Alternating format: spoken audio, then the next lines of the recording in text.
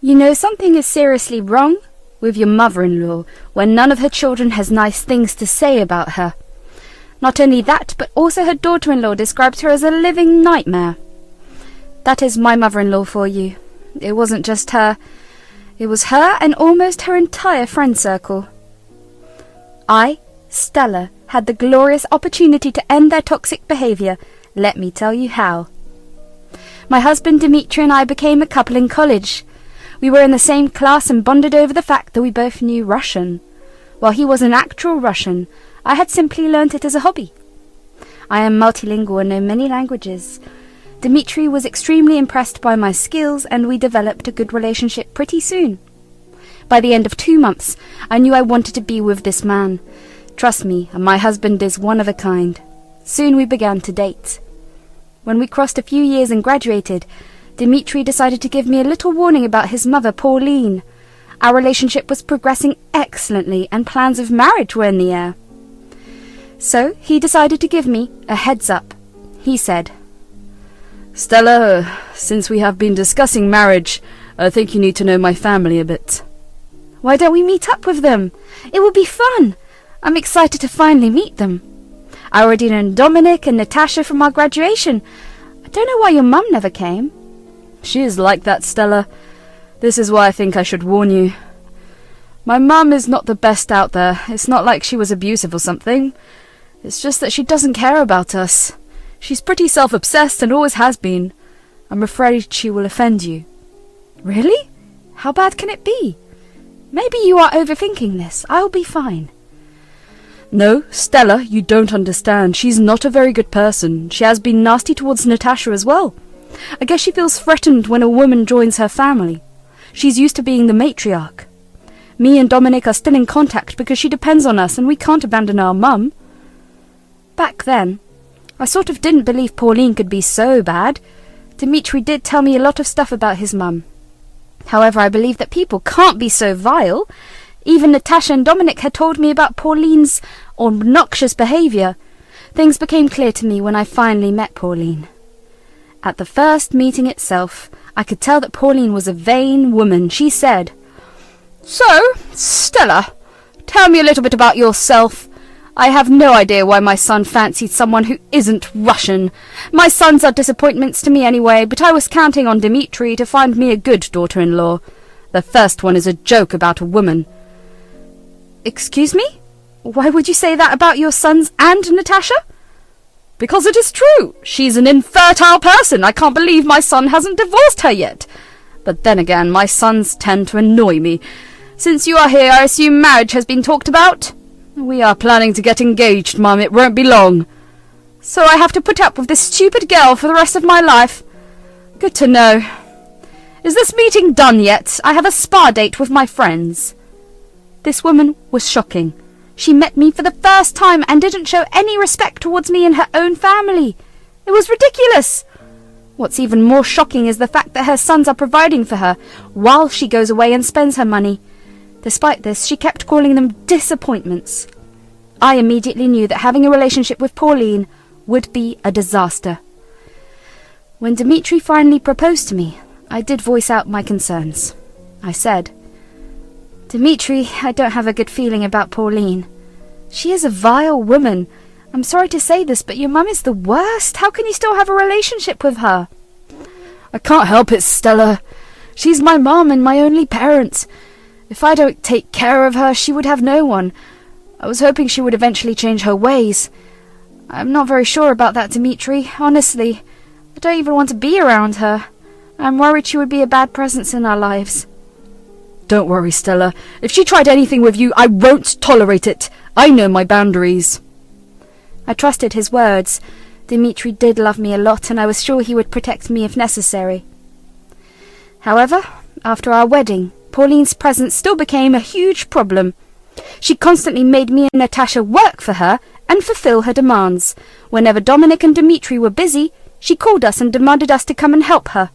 She never stopped berating us whenever she saw us. It was becoming too much for us. However, Dominic and Dimitri had a hard time saying no to her. Plus, me and Natasha didn't have parents, so we went the extra mile to try and salvage a relationship. everything changed when I discovered something even more horrible about her. You see, Pauline had a weekly lunch meeting with her friends. At first we thought it was just old ladies spending quality time. That was until I heard their conversations. One day I had to go to her house to get some documents for Dimitri. When I knocked on her door, Pauline let me in. Her friends looked kind of uncomfortable, but didn't say anything. As I was leaving with the documents, I overheard their conversation in Russian. They said, "Why did you let Stella in, Pauline?" "Oh, don't mind her. She is a dumb girl and doesn't know Russian. She says she does, but I know she is lying. Stella is super pretentious. You should have seen how fat she looked in a bikini on her recent trip. I swear a whale would look better. It would be a shame to be seen with her." "Ew, really, these girls know nothing about being decent. My daughters-in-law are the same.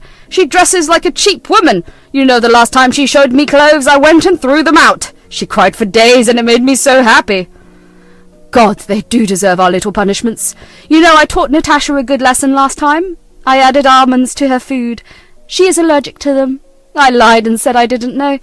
I don't know why she survived. She can't even have kids, so what's the point of her being alive?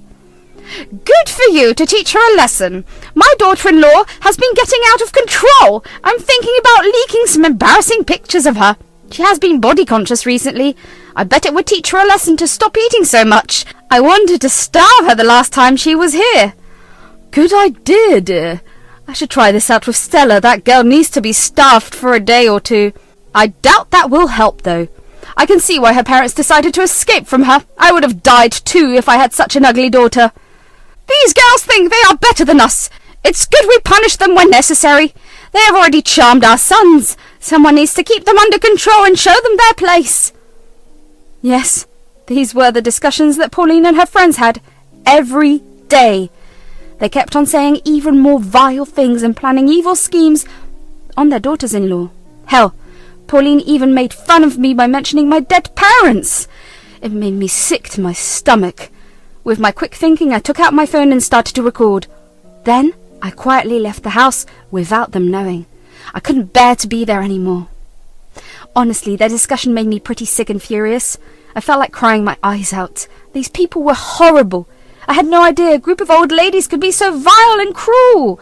The things they continued to say disgusted me.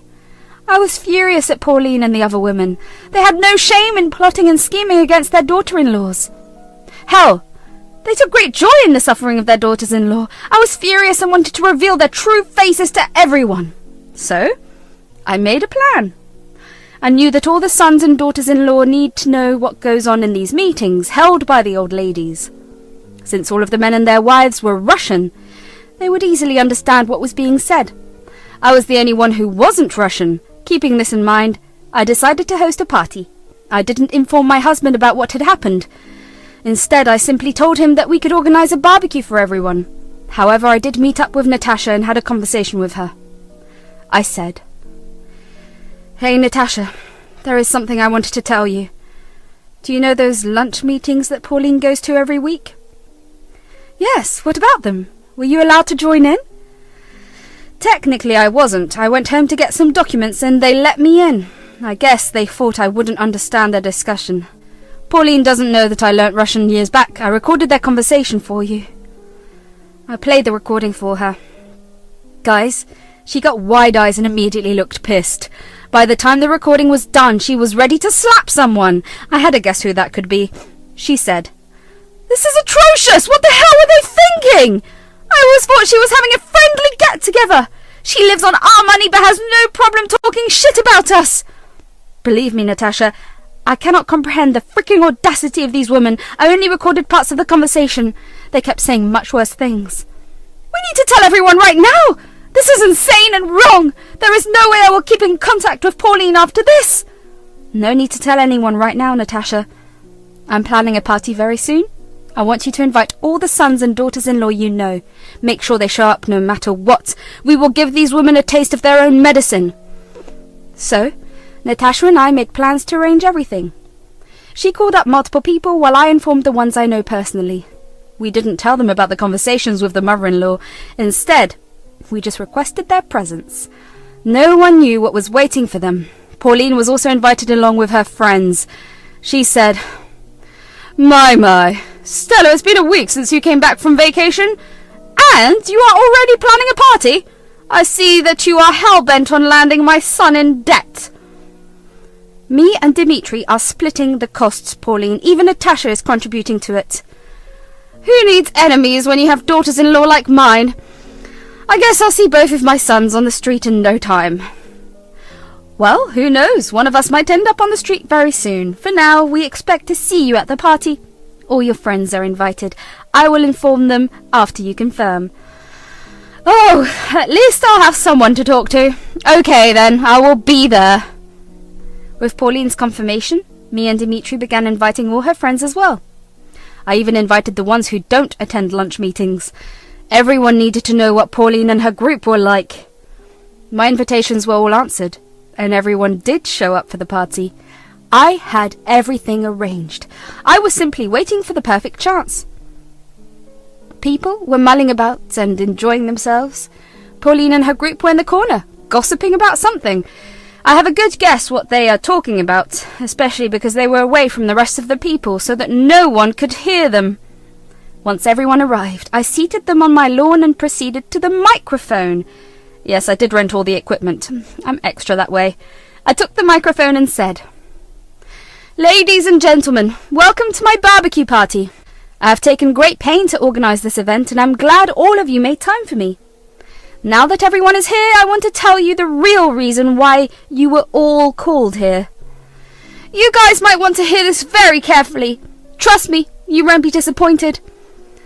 Well, we all know that Pauline and her friends like to arrange some awesome lunch meetings on weekdays, but we never knew what they talked about in their meetings. Until now, that is. You see, I had a rare chance to hear what the meeting was all about, and let me tell you, all Pauline and her friends do is berate their daughters-in-law and plot against them. That's not true at all. We never make fun of our daughters-in-law. Why would you say such a thing? You don't even know Russian. How did you understand what we said? You have a habit of underestimating me, Pauline. I did tell you that I understand Russian very well. You always thought I was bluffing. Well, spoiler alert, I wasn't bluffing at all. That is impossible. You are talking shit about us and insulting us. You have no proof of your horrible claims? Well, I do have proof of your nasty activities, Pauline. People, I'm going to play a beautiful recording of Pauline and her group talking at their lunch meeting. You can hear it and decide for yourself. With that, I switched on my phone and played the recording on the microphone. The entire atmosphere changed in a few minutes. From having curious eyes, my guests quickly switched to being extremely mad and ready to blow up. The things that the mothers-in-law said in the recordings were awful. I looked over to Dimitri and Dominic, and both of them looked freaking mad. When the recording ended, everyone freaked out. All the sons and daughters-in-law verbally lashed out at their mothers. Even Dominic and Dimitri berated Pauline. They said, "What the hell is this, Mum? Are you freaking out of your mind? This is what you do with your friends at my house?" "Dimitri, listen to me, son. This is all a trap. I had no idea Stella speaks or understands Russian. This was all a setup. Please believe me. This is one of the most ridiculous things I've heard today. Everyone knows Stella speaks Russian. You were the one who refused to believe her and mocked her for it." "Stella is painting me out to be a monster. I'm not like this, son. I was just venting to my friends. Stella has no right airing our dirty laundry like this." "How dare you try to justify your behaviour? You told everyone about the issues we go through. You were the one who started this. What is wrong with you?" "You have some nerve making fun of us, Pauline. I don't know why I even put up with you. How the hell did you think it was okay to make fun of my infertility like that? You even body-shamed Stella and talked shit about her." Pauline was busy trying to explain her side to her sons. Meanwhile, every mother-in-law was getting cornered by their sons and being berated by their daughters-in-law. It was a fiasco. However, all these vile women deserved it. Dominic and Dimitri would not listen to the bullshit Pauline was saying. They said, "I'm not going to forget or forgive what you have done. We have put up with your frickin' behaviour long enough. I'm going to stand up for my wife and protect her. We are done with you, Mum. Don't bother showing your face again." "We are disowning you as well. Hell, if I ever see you again, I'll pretend you are no one to me. Say goodbye to the monthly allowance I send you. You don't deserve my money. No, please don't do this! I'll apologise to everyone! I'm begging you all to forgive me. Please don't cut me off. How will I survive? An apology won't cut it, Mum. You should have thought about things before you went around bad-mouthing our wives. Like Dominic, I'm going to stop giving you money as well. Enough is enough. Pauline started to freak out completely.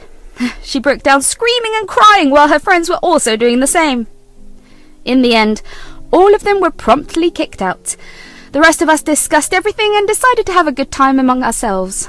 It was a barbecue party after all, so we made most of the night despite the circumstances. All the men and their wives came up to me and thanked me for informing them. They were grateful that I didn't keep this information to myself. When the party finally got over, I decided to apologise to Dimitri and Dominic. I said, "Dimitri, Dominic, I am sorry for revealing things so publicly. I wanted everyone to know at once.